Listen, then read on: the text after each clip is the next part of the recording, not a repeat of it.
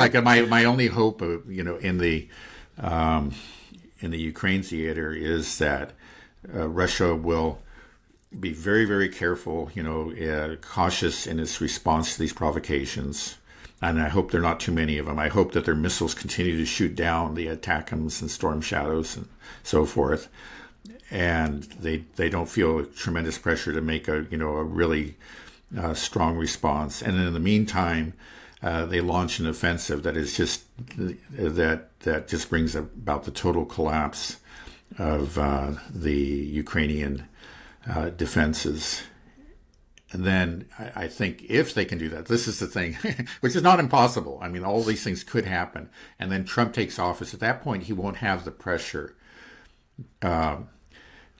He won't be under pressure to be tough with the, or let's put it the other way. Like I said earlier, it'd just be much easier for him to walk away from Ukraine because it would be so obvious that those many billions and billions of dollars that have been thrown in did not succeed, and they won't be able to blame him for the failure in Ukraine. But what Biden and them are doing is, well, at least partly what they're attempting to do, is just to keep Ukraine going for at least until January 20th, so that it becomes Trump's problem. I think a lot of them know that it will collapse. They just want it to collapse while Trump is in office, and then he'll take the blame. Do you think these actions that they're taking is going to actually help it's not Ukraine at all? No, or will it expedite their demise? Well, probably, if anything. And obviously, as we've said many times, it doesn't help them at all. So it's hard to believe that these people are so stupid, but I think a lot of them are. Again, I think, they're just ideologues, and they just don't, they get bored with nuts and bolts of issues. They don't want to hear about, missile ranges and hit accuracies and whatever. But, that's reality. They're not interested in reality. They're just interested in ideology, in politics, in demonstrating will and that kind of thing. It's not going to make a bit of difference. But a lot of those political leaders seem to think it will, but it will not. Do you think if Trump and the United States escalate situation with Iran, that also escalates things with Russia at the same time? Potentially, but not necessarily. I think Russia will try to stay out of things in the Middle East. It doesn't want to have, it has its hands full there in Ukraine. It does not want to be directly involved in the Middle East. But it will certainly support Iran as it is supporting Iran. It'll provide technologies and weapons and advice and whatever. And also with satellite data too. Right, because I think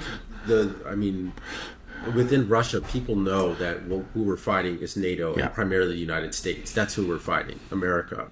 Right. So, if America starts going to war with Iran, then it's like, well, we got to support. Iran's our ally. They do have some type of defense treaty, right? That has been signed, right? Some type of I don't know if it's been signed, but nobody's worried about it. I think, they're just dotting a few I's, crossing a few T's, or waiting for some time that's appropriate.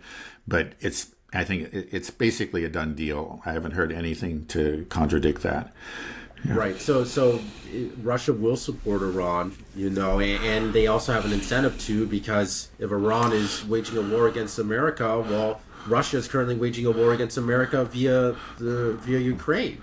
That's what that's what Ukraine is. It's a proxy war against Russia. Yeah. That's what we have going on. Yeah. And then the same it's thing, becoming more than a proxy war with these new missile strikes. That's what the escalation is, of course.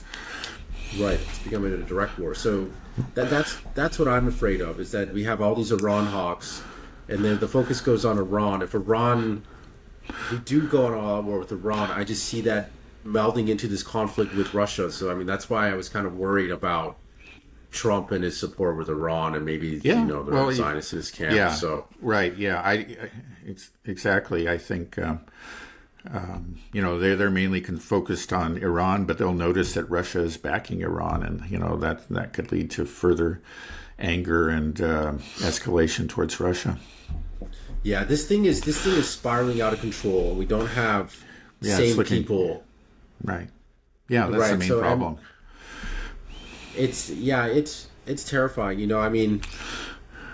we have also the conflict in the Middle East is terrifying as it is, but it's again overshadowed by what's happening here in What's happened Ukraine. recently It's in just Ukraine. Yeah. I was feeling kind of good. You just say, hey, the Pentagon won this battle about the restrictions on the missiles.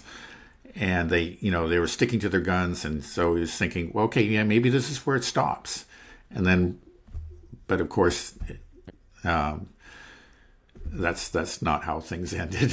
So yeah, now it's become a much more worrying situation than it was.